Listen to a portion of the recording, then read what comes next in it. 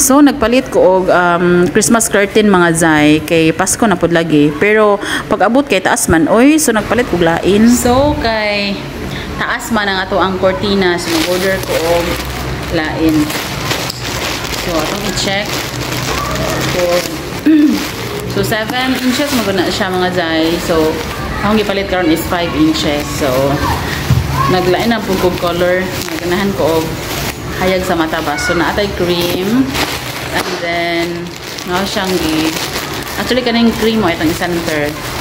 Kanya nagpalit ko duha ka buok pang side, both sides. So kani kay Pasko man.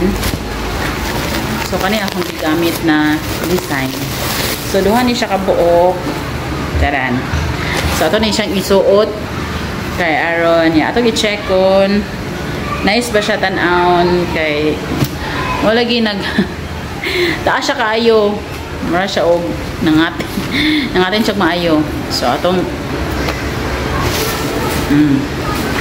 so nung man tagpuli mga jay no awa tadan oy light mo kayo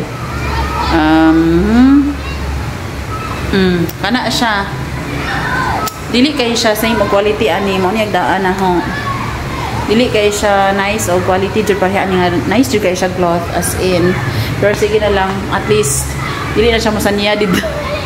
Dili na siya masanya dito. So ora, bye.